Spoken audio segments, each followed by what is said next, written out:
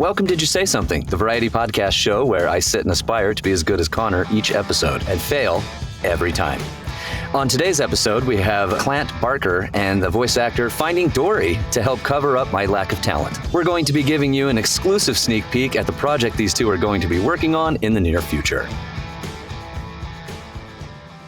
That was all right, touche, good sir. That was pretty good from last week. We are now know that we will be ramping these up every episode. This is fantastic. All right. Great show. A little bit of an author show today, so we're going to have a read here. Clint Barker is not his name. It is Clint Baker. Or Mike Baker, if you're in the know. Baker, yeah. And just Dory. Not Finding Dory. That was last week. Welcome back to our show. We are doing the thing that we love to do, which is let the chaos flow, which is how Connor and I somehow became acquaintances. Bonded? Ooh, bonded's real strong. I don't know. Had a mutual understanding. Into business? Yeah, we can go with that one. All right, we saw that, that was the only profitable thing about you was your humor, because we all know it's not your voice acting skills. So decided that this would be the best way to showcase you. And it worked out mutually both ways because your narration is just shit. So you needed something else to really anchor onto. So it's mutually beneficial for sure. We both suck at the things that we want to do. So we settled for each other. You know what? I think that's enough bullshit. Nonsense going on. We're going to go ahead and bring up our first guest. He is Clint Barker. I actually kind of like that more. Clint Baker is a fantastic author. Met him probably about a year-ish so ago on Book Talk and was able to see some of his work and do some readings and things like that. And he impressed us and impressed me and really wanted to have him showcase his talents on a different show. So here we are. Clint, welcome on in, sir. Hey, Hello. Clint. Yep. So grainy me is going to be Clint. When it comes in clear, then I'm Clint. I like to play on words because it's kind of like the glint off of the scope. See, I didn't even try to do that. That's how talented I am. Step up your game. Clint, you are falling right into place here, sir. All right, so fantastic. In all the realness, though, I do like your work, and I've been enjoying watching in the last 6 months of watching you also jump in and co-host a couple shows on TikTok that we all love to watch, and you did a phenomenal job jumping in and co-hosting those. I really do. I mean that. It's really hard to compliment you, but I do have to at least give you one. Yeah, just keep it coming.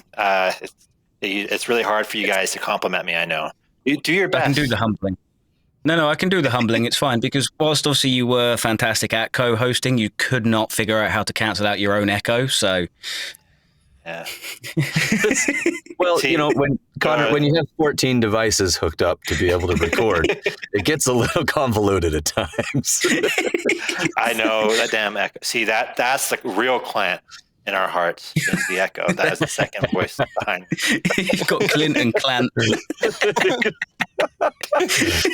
Phenomenal. Kind of tell us about, if you would. I like.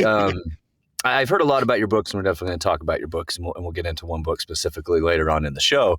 Tell me what started your love of writing. I mean, was it is it 6-7 years old? Did it come later in life? And what was the inspiration?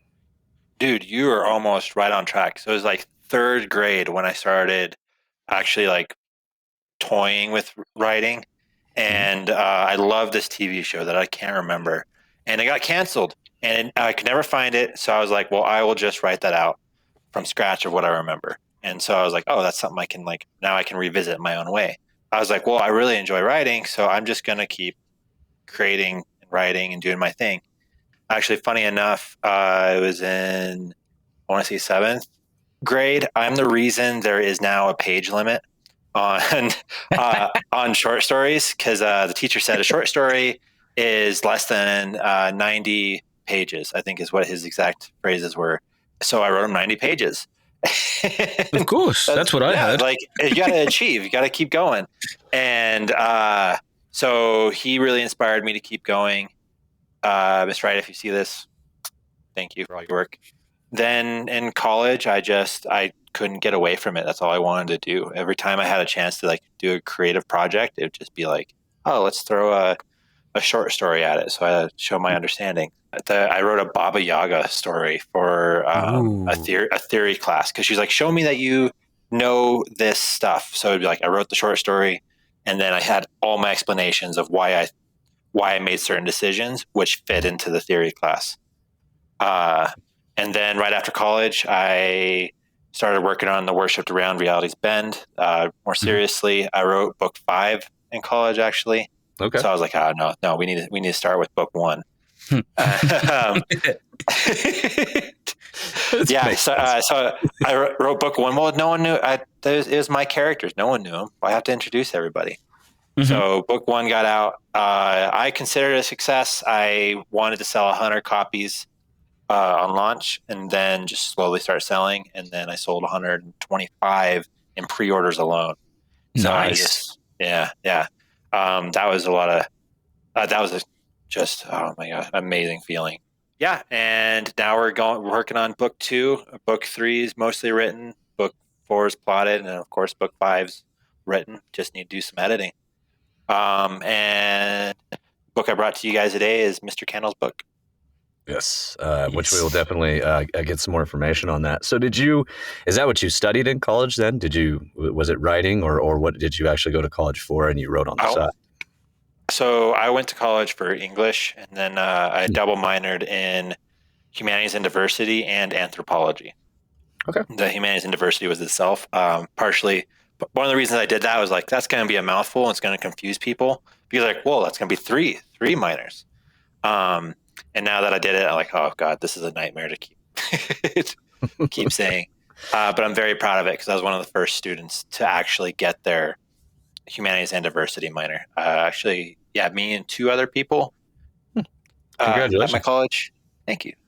And that also makes sense because you also have another project that you have just destroyed yourself with, having to say the name of it every time you have to say the name of it. Valens Florilegium. There you go. It's gotten so bad that every time, like, hey, what's that project? I before they even can like start to pronounce it, I just go Valens Florilegium. Valens Florilegium. Valens Florilegium. Florilegium. Just, it's a little much for you, Connor. Don't hurt yourself. Whatever. You're the one who can't even speak in the beginning. I'm not trying to throw complex things at you. I'm trying to help you, you dick. Thank you. But no, that one, I think I coined on one of the interview shows. I had said just that one that Clint wrote. And everybody knows it's that project because no damned human other than you and all of your practice can say that. I'm not even going to attempt it. Why? No, you're gonna have to. A guy by the name of Eric Eisen came up with it. He's the original founder. Me, him, and I can't remember the other gal's name. She left after season 2. Gotcha. We all started it, and when he said this is going to be our thing, I said no, we can't. We figure something else out.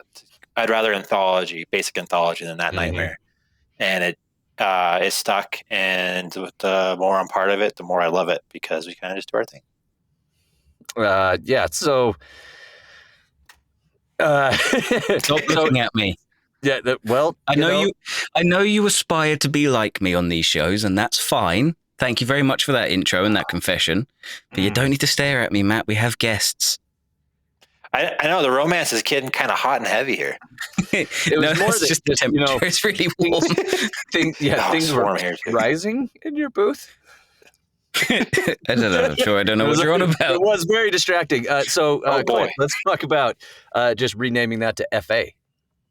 FA? Yeah, we'll just call it that. Yeah. So, Connor, God damn it, it's like having a fucking toddler again. He's about the size of what did I do? So it's actually fitting. Hey, there's no need for that. There's every need for that. That's fair. That's the whole point of the show. Yeah. That's like, what are you At least about? I still have a full head of hair. Wow, low blow. That's all I can do because I'm short, Clint. Thank you. Yeah, Thank you for filling that in. at least I can go to amusement park and ride all the rides. So Oh, man. they don't care about baldness. It's pretty nice not needing a booster seat too. Yeah, that does get in the way when I'm driving. Yeah, that's you can't say phone book anymore because kids have no freaking idea what a phone book is. No, they don't. No clue. It's a doorstop. Yeah, something. Yeah, it's worthless because I don't know. It was a step ladder. There are very few people who actually have a landline anymore. Also, so yeah, I remember seeing a video somewhere of one of those youths saying about it would be really helpful if you could get a phone that was just in the house for everybody to use. And it's like, oh, we've come full circle back to landlines. Good. Everything comes around. It's pretty cool to have my son is a skater and all that, right? And skates around and listens to similar music and looks almost identical to what I looked like 25, 30 years ago when I was skating around. And right? Oh. And no, I don't disagree with you at all. Just get a new look. No, but like seriously, like same jeans, same exact, like very, very typical look. And then, he tells me that I dress out of date. I'm like, what do you mean? I'm wearing the same shit you are. What are you talking about?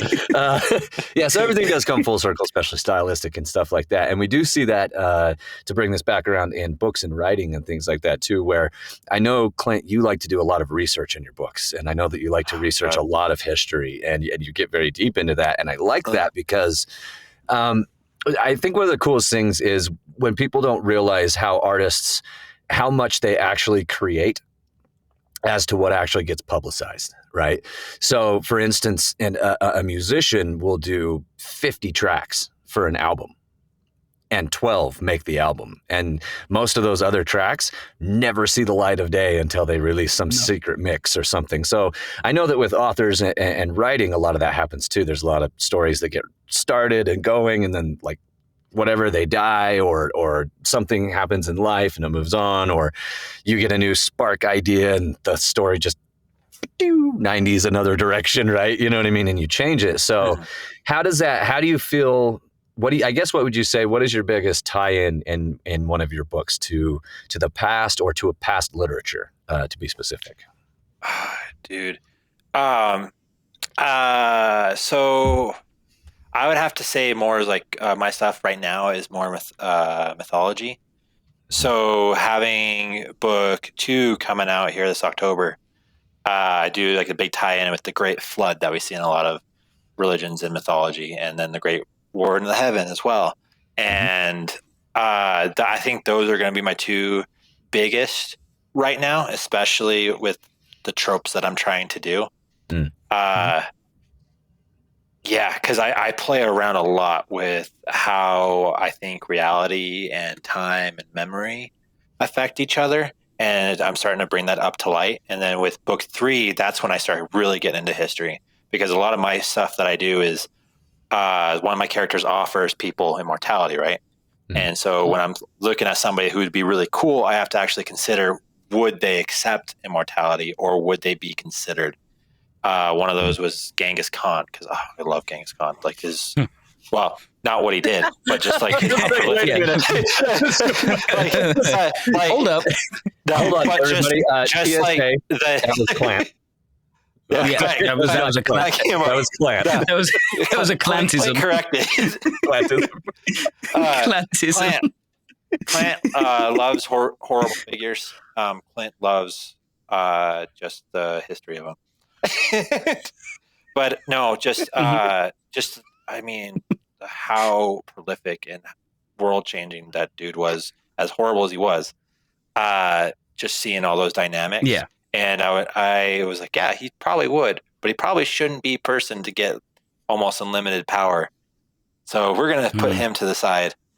Yeah, I love that idea of that character, though, of like even just that one specific character being able to offer that. You know what I mean? To basically to anybody, and then you have this ability to go like, how do I feel today about who gets this? And then obviously the ramifications that happen after that is huge. But the best part of it is you get to take relatable content that people know and then just twist it, right? And really throw your own arc on it. And I really enjoy that. I think that stuff is cool. I love mixing reality with fantasy, right? One of my favorite things to do is to find people that had a lot of, I don't know, like, what's the word for it? Like Joan of Arc, where she was said to have a lot of visions. Find people like that and throw them in, because especially with so Joan of Arc was said to be speaking to angels and to God. So having me writing about mythology and stories and religion and stuff, that's perfect. And how would they fit in? What if they actually accompanied it or witnessed it? And then how would that play out? Yeah, it's fantastic. Premonitions? Is that the word? What? Premonitions? Is that the word? Premonitions is like what an oracle would do. Right? Like See, prophecies. Well, what you've done here is you've triggered my brain, and I'm not going to be able to let it go until I find that fucking word. So, well, I'll tell you what. Yell it out when you remember it. I will do. But hold on, hold on. I'm going to one up you. When you remember it, you have to find the most inappropriate time to put it in there. Oh, he's the king of inappropriate timing. Yeah, there you go. Done. That's not even a challenge. Such as that, where we just witnessed Connor actually firing off one brain cell to get that out. It looked like it was working overtime. I didn't want to say anything, but no, I was. Oh, you go right ahead, sir. You clamp that up. I'm gonna go ahead and just mute my mic. Out. That was the cell. Because I don't want the click clacks in the background. Clackety clicks. Are you tap dancing? I mean, your feet probably dangle off the chair, so I can imagine the tappity tap tap. Love ya. Right. No, hold on. You're right, but you're out of line. No. I need a picture of this. That has to go on the cover of this. No, it's not. I mean, no, my feet touch the ground. Fuck you. Like making me doubt myself. The way you look down to check. Hold on. Yeah, they touch. Yeah. We're good. The fact that you had to check tells us everything we need to know. Shut up, guys. Enough of Clint. Let's find Dori. We'll have his revenge if we can. Let's find Dori. No, I think so. Go ahead and. We got a Dori. All right, there we go. Found. She made it. Looking like a Kraken video, but hey, I'm here. Nah, you're all good, Dori. Welcome to the show. All good. Love the color of the t-shirt as well. Well, yeah, I'm glad you guys called each other. Yeah. Notice how I didn't call you? I prefer it. Damn it! I fucking walked into that one. I got nothing. Don't fucking talk to me unless you have to. We've established this shit. See, and he set that bar low too, so you pretty much had no choice but to walk into it. Yeah. Oh, good. I have to set it really low because he's just a little guy. He can't get up to the higher bars. Man, this is a good theme going on here. So, this is my favorite episode so far. So, Dori, I actually I have known you almost since the very beginning of my voiceover journey. If I don't know if you remember it or not, but I remember. You are the first or second person to ever comment on one of my duets with Joe Mackenzie. And you continue. Oh, that guy? Ugh. And you continue. I know. That's how we talk about our business partners. You have continued to support me, and I think that's fantastic. And no matter what, you're always there. And then I really started to notice how much you support everyone. and you are very positive and try to really bring people up and help people shine. And while you're at the same time bringing yourself up and doing your own thing, and it's admirable, because unfortunately in this day and age, not enough people are doing that. Again, on the serious note, a big reason why we do this show is we love the people in the community that bring each other up. And it's, if I'm going to make it, then we're all going to make it. You know what I mean? If I have anything to say about it, it's very cool just to see your support of the community, and then we get to see all of your awesome voiceover work on top of that, because you are a phenomenal voice actor. So I just have to say, everything you do, the voices, the characters, the narration, just very, very good. Hence why we have Clint here. But we will get into that. We will get into that in a moment. So one thing I've never got to hear that I've always been very curious is, how did you get started with voiceover? Well, first of all, thank you. I remember many of the duets that we have done with Joe, and one of those videos is actually celebrating its 2-year anniversary today, where we're all just like, this is why I do this. But I started about 2-3 years ago. I am a COVID voice actor. Me too. Represent. So that's not the excuse. That's not the reason you're so bad, then, Matt. Because obviously Dori, same time, she can do things you can't.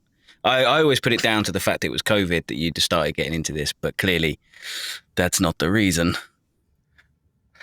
I'm sorry, did you say something? Not to you, about you. Okay, all right. Dori, please continue after you were so rudely interrupted. I'm a COVID voice actor. That's when I first started. But as my mama likes to say, I can talk the ears off a statue. I am a rapid fire speaker. I have to slow down and breathe and try not to blast out people's eardrums when I get really excited. This manifested in school, where we had a play where we were doing African folk tales, and I got selected as the storyteller, and so I had to tell all the stories while the other kids were different animals, and my mom wrapped me in a kente cloth and did all that. And then I got to do a play when I did my singular year in the actual college setting, because I don't like it. But I got to play a detective by the name of Dana Goodwin in a play called City of Devils. And I had auditioned for the mayor and was rejected for that. But the writer and director of the play, who was a senior in the theater program, really liked my attitude and stance. And so he took his character, turned him into a woman, and stuck me in it. And so I got to become, so I got to be a hard-boiled lesbian detective. It was great. And but living in the South before things went remote, and being a POC, you did not have the option, because Atlanta wasn't a big thing yet in the entertainment field. So, I didn't know anyone in California. I didn't know anyone in New York. So that was shunted off to the side. And then I was speaking to one of my friends who does like Twitch and voice acting and stuff. And, although life is always lifing, they were still chasing after their dream. And they were younger than me. And I was like, where is my drive? Because this is ridiculous. Because, I was so impressed with them that I was like, you know what? And I took the plunge, and I haven't looked back since. Good. Yeah, good for you. Yeah. For reals. It's journeys like that are pretty cool. I love hearing how the journey transforms. You know what I mean? I think everybody has where their plans kind of originally started, and then life happens, and time shifts and timelines and things like that. If I would have made this decision, I would have gone this way. If this, would have went that way, it would have not. And I would like to think hopefully most of us are good with where we're at, except for Connor. He's just taken every wrong turn possible. Except for this one. He's finally got his life back on track. And I'm happy that I am able to father him and really give him that guidance. Yeah. Cool. Schizophrenia, was that the thing, Clint? That's what she had. I don't know. Joan of Arc. Yeah, that was the thing that they assumed. Oh God! Because the way she talked about it. We are not talking to Clint right now. We are talking to Dori. Your brain really is one tracked. It would not let go of that until, yeah. It was funny. I was talking to my mom the other day, and she was like, listening to you do this voice acting stuff has really changed my perspective, because I used to hear cartoon characters and video games characters and stuff, and I was just like, oh, that's a cute little voice and stuff.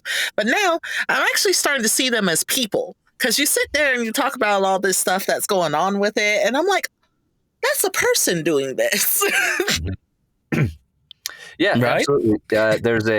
There's a hilarious bit, if you guys have not seen it, from Pete Holmes about that, about voice actors, and that's what he says. Is he's like, you realize, Clint, you know what I'm talking about? I think you've seen it, where he's like, that's a person doing that. And then when he gets in, he gets all the way through it, and to realize, and he's like, all right, fight. It's like, all right, was that a good take? Was that good? No, yeah, do you need another one? But still realizing that, almost nowadays, but should be every voice you hear is a human being in a booth, homemade or in a studio or doing something, right?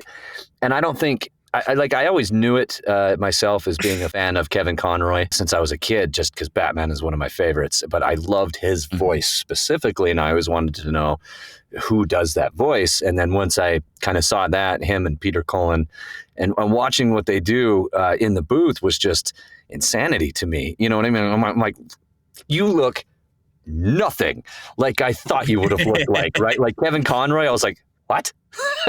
You know what I mean? Did not have anything of what I thought he was going to look like at all.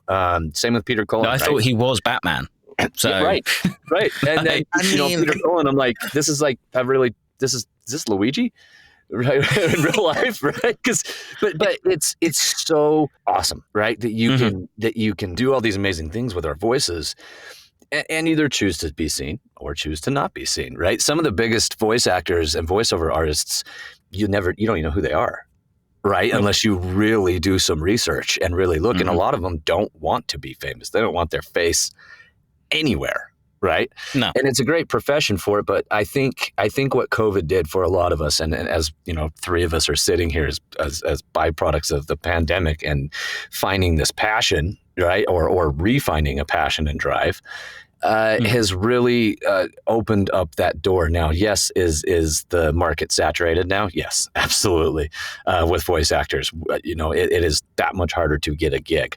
But at the same time, now you have all these other creators that want new voice actors, that want indie voice actors, such as Joe Mackenzie, such as the things, that Bewilder Biscuit is doing with not working with the big five in comic books or in books, right? With going with indie creators and indie product and making sure that we're getting all of the people who never got any recognition before some damn recognition, because I've heard some amazing talent, Dori, yourself included, that are right up there, that should be on the shows and in the animations and reading the books 100%. And doing those, that put on fantastic performances that unfortunately, without social media, TikTok, the things of how a lot of us met, right, would never see the light of day. So there are some silver linings, of course, to a pandemic, right, and how it was handled. Okay, so let's move on. Clint, let's go back to you here. I think it's Clant right now. If it's blurry, it's Clant. It's Clant. There's an echo. It's Clant. Hey, Clant. There is no echo. If everything's perfect, it's Clint. Okay, Clint, can you fuck off a bit? I got to talk to Clint for a second.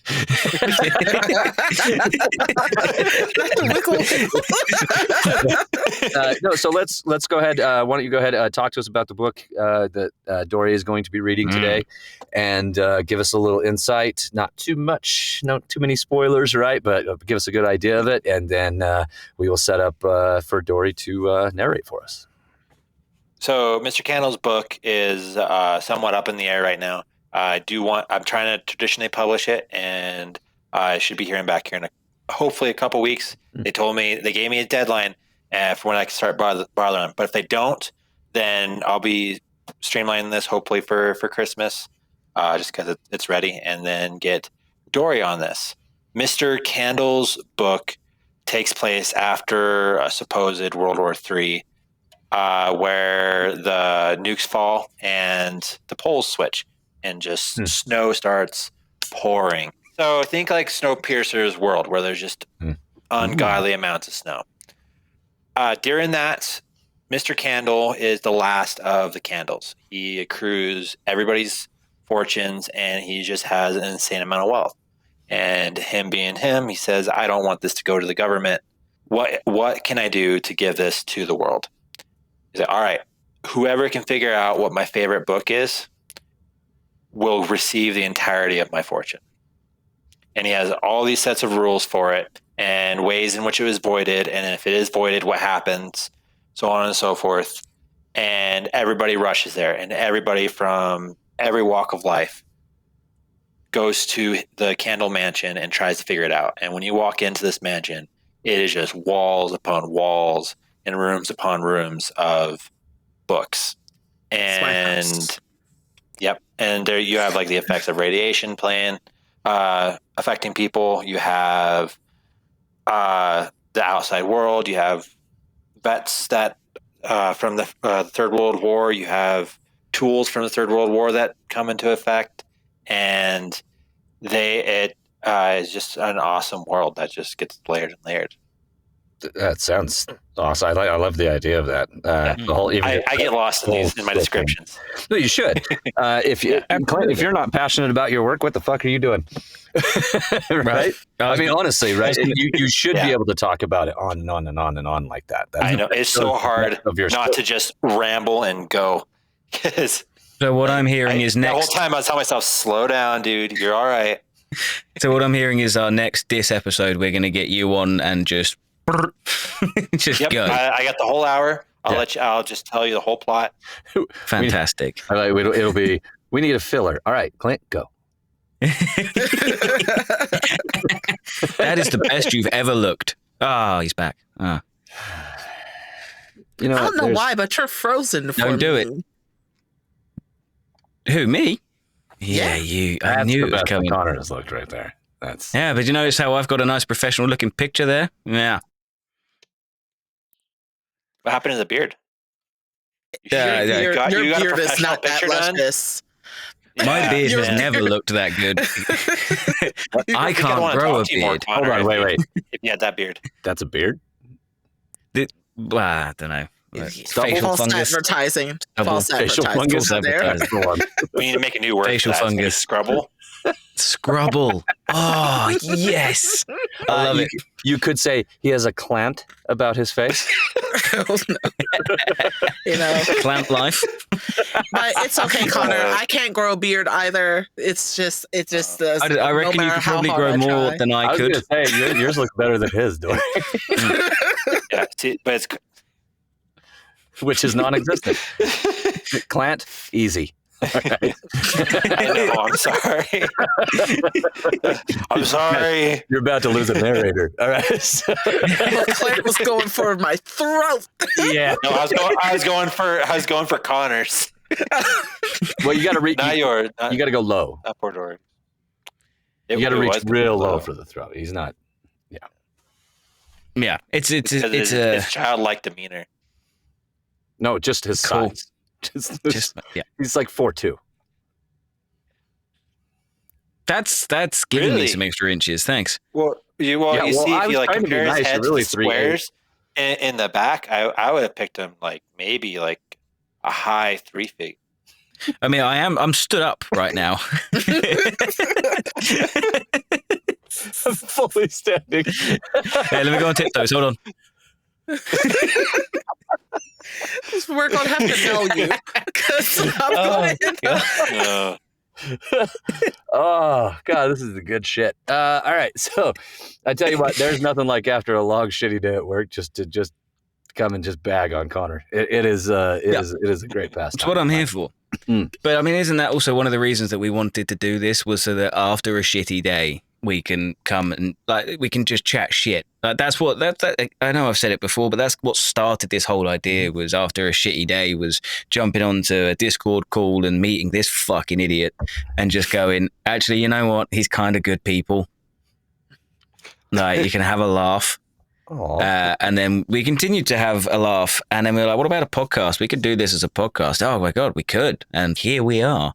And then it was like, well, you know what? Let's bring some people into this so we can spread in this fucking break from reality and everything that is shit about it. And then we can record it, and then we can give that out to the community and people out in the wider world, and hopefully they get a break from reality just listening to us just fuck around for an hour or an hour and a bit. Whilst also learning about the voiceover community, whilst also learning about some new books, whilst also learning about this, that, and the other. I got you. And yeah, and you know what? I fucking, even if this doesn't actually go anywhere, I still plan on doing it because it's just, it's nice to take a break. Let's cut this off. All right, so that's so much better. Okay, so, all right, we'll give you guys, Dori, we'll give you a little bit to compose yourself, and then we will mute, and we will let you go ahead and get on with your read. So take it away. From Mr. Kendall's book, 8 years prior. Ignatius Mold greeted Mr. Scale. His white hair and pale skin told of the disease that tore at him. His gait was more of a hobble than a walk as shuffled closer to the clerk. No one over 30, Mr. Scale said. Oh. Ignatius patted his coat until he found his wallet. He pulled out his ID as well as the withering disease card that told about the ailment. Mr. Scale looked the documents over. That is my mistake. I will make note to not make that assumption anymore. Purpose? To find a cure of that disease before it takes me, Ignatius said. Right. Here you go. A card popped out into Mr. Scale's hand. He handed it to Ignatius, who took it with gratitude.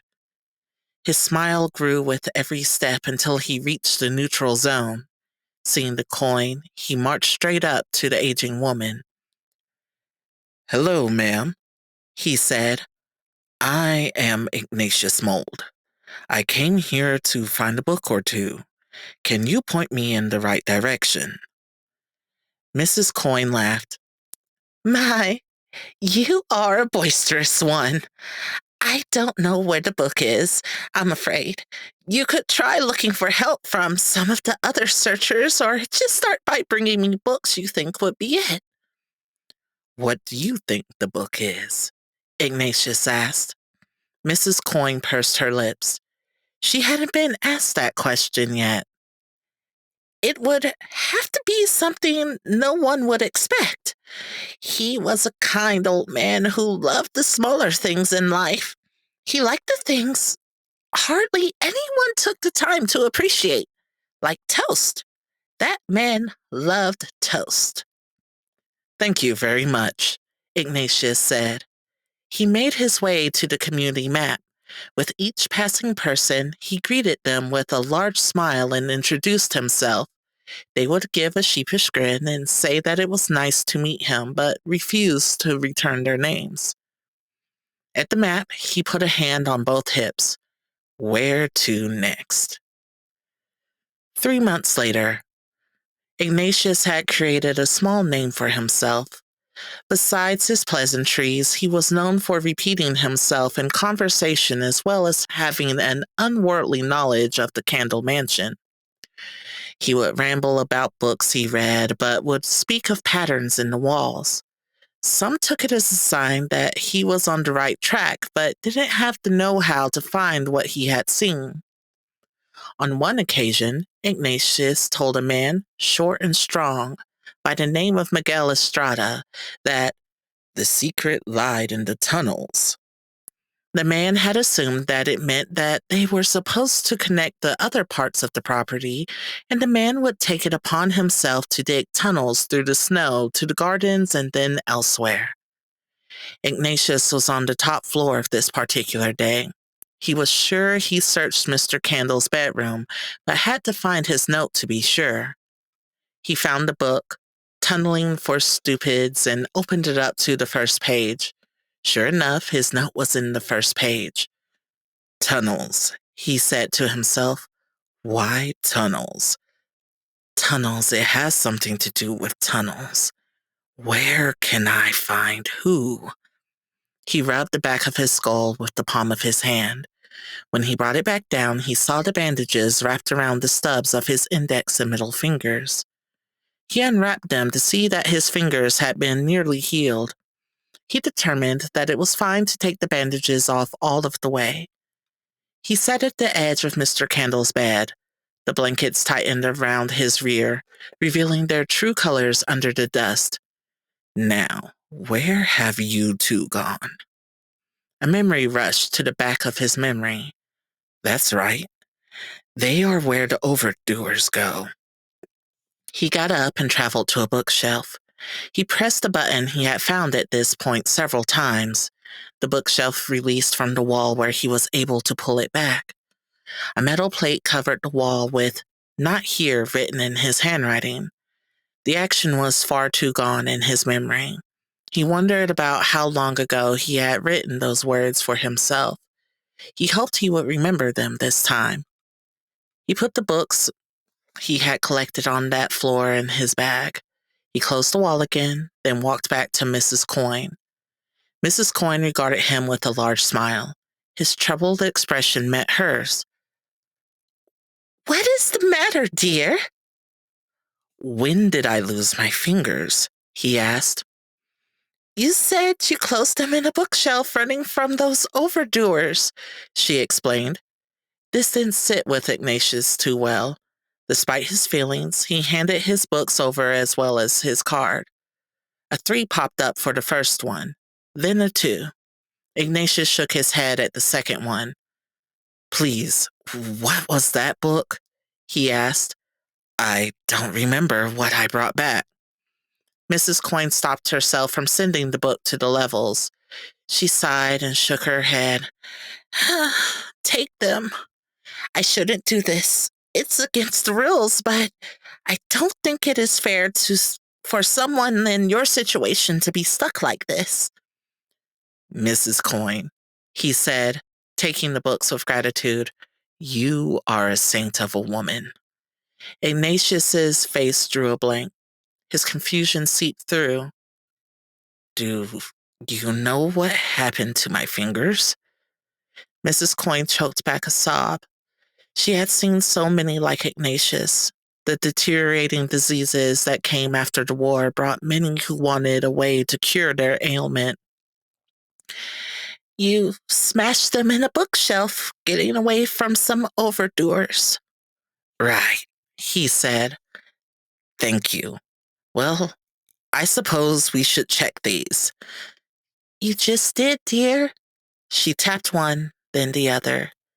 3, 2. You're so close.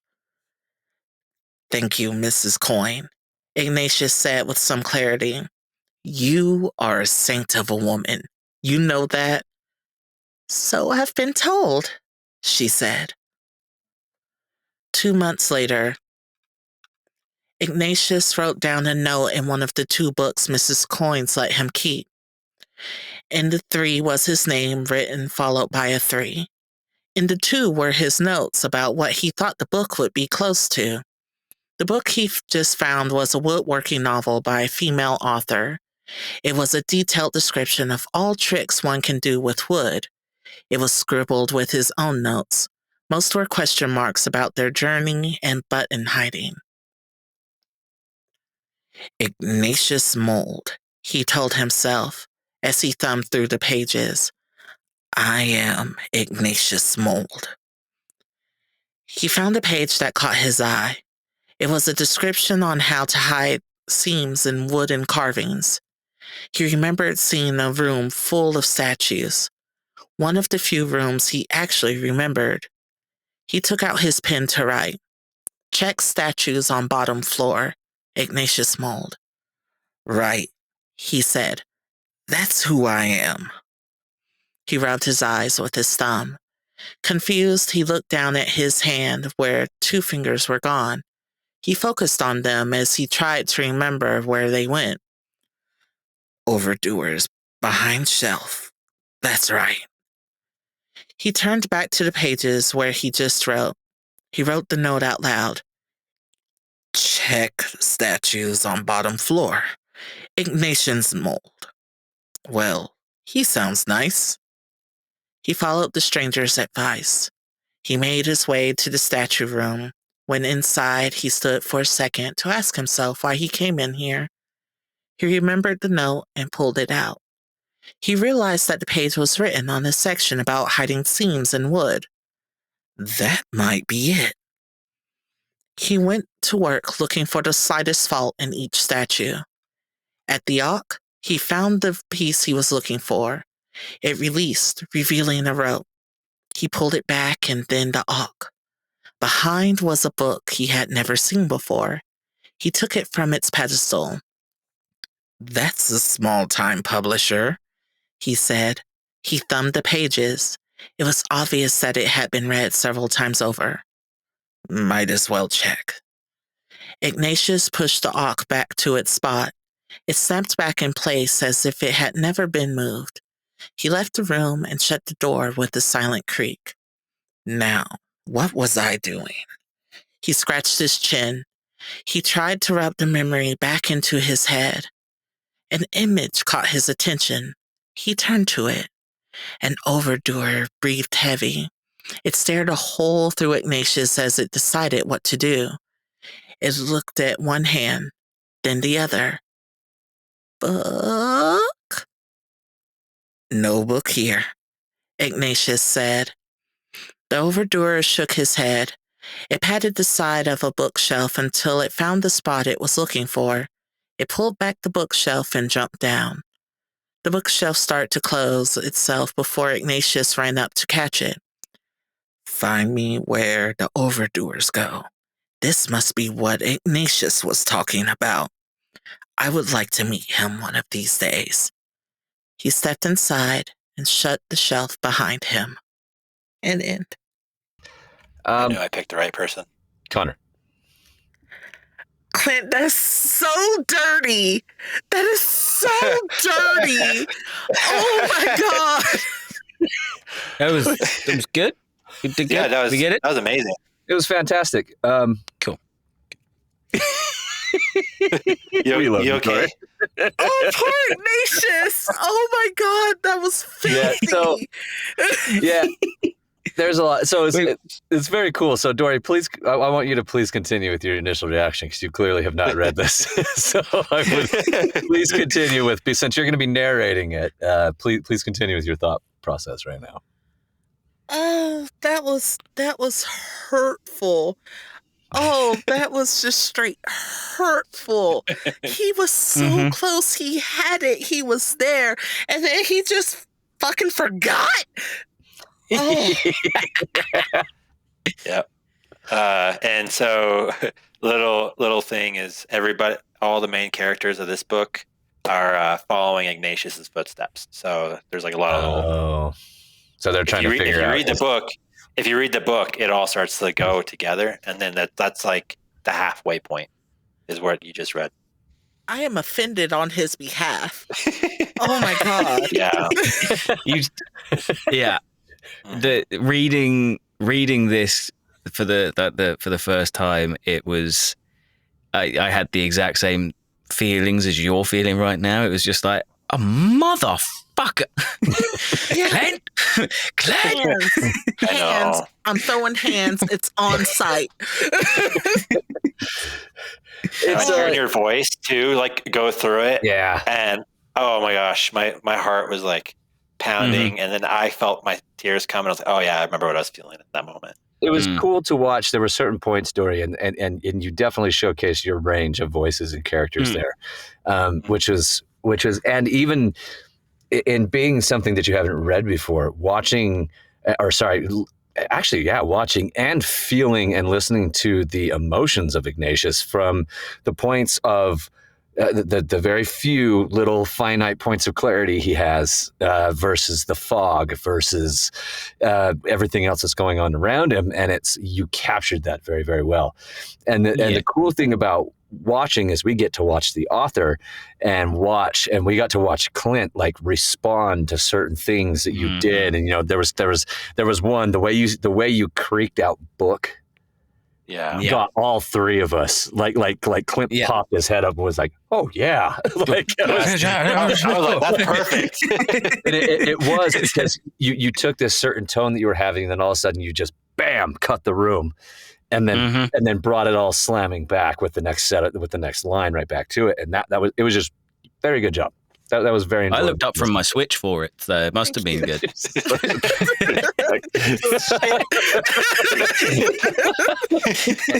That writing, I felt a lot of emotions. Or like, even to the point where there was one point where I clearly hadn't got it yet. And I was like, because you'll see it in the video too, because I'm like, wait a minute, 1 + 1 is 2. Wait, but now we're back here again. What the fuck is happening? Is he nuts? And I was like, oh, like the realization dawned on me. And then as I'm watching and I'm listening to Dori go through it again, I'm like, this is brilliant writing. This is really like, because you really think it's going to take you in a certain direction, and it just doesn't. And then you just get shit on, and then he gets really close again, and then you just get shit on harder, and then he gets so damn close, like Dori was saying. It's like he's right there, and then he just gets knocked off a cliff, and you're like, son of a poor man, Clint, you're an asshole. So I can't say, but what I love about that, and I mean that in the most endearing way, honestly, because you gripped the reader. You know what I mean, and really got a hold of us. Especially as narrators, and these two can attest to this, it is hard to narrate something that does not grab you as the narrator. Yes. It is hard to narrate things that you cannot relate with or it doesn't make you feel. And immediately, and the more that Dori got into that, you could tell the more she was falling into feelings, and she was feeling a certain sort of way about it. And the nice thing about that is that was starting to be portrayed in her work, in the read and the character and all of that. So I will say some of the best books that I've read and auditioned for, and even the one that I did narrate, I was like, there's parts where you can tell, and then that's going to make your narrator be that much better, but it's just a compliment to the writing. So very well done, sir. Yeah. This is what whenever somebody says, oh my God, you read that so well. And it's like, well, it's only because it was written well. Like if it's written poorly, I struggle. I really struggle to connect with it. And like you said, Matt, the way that as Dori, you were reading that, like when you, because everybody's a little bit vain, you'll probably watch this episode back going, how did I do? And you're going to watch this back and you'll just see yourself fall into it. Like there's not a specific moment where it's like it clicked and you got it. It's just a gradual, gentle descend into this. And I can't wait to fucking hear you do this properly. I am so excited to do this in full. Clint just has a way of gripping you. And I went through your emotions where it's like, okay, we're in this, to wait a minute, what's going on, to oh no, please don't, to oh, you did, oh. It was I felt for him so hard in those few pages. And if I'm feeling a certain kind of way with just those few pages, that from cover to cover is going to be a ride.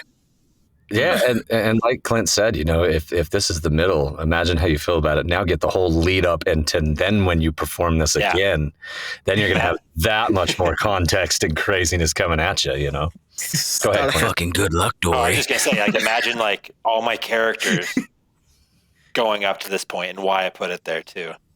It's a damn fine story, Clint, just from that little excerpt. And that really interested me to want to pick up that book. And I think you have hit the nail on the head with Dori. I think she's really grasping your writing in her performance. And Dori, you're amazing. You are amazing. I think this is a sweet match that you guys are going to have with this book. I think it's going to be phenomenal.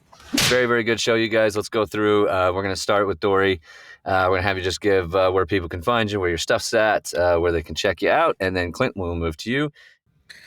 All right. Well, I am Dori Lady Dragonflame Murdock. You can find me on TikTok, Twitter, Instagram, all that jazz. I am to be the narrator for Mr. Candle's book. And you can also hear me as part of the TTRPG Public Access Podcast. Awesome. Thank you. Clint Baker. I can't say you can find me in the link in my bio because this is going to be on YouTube.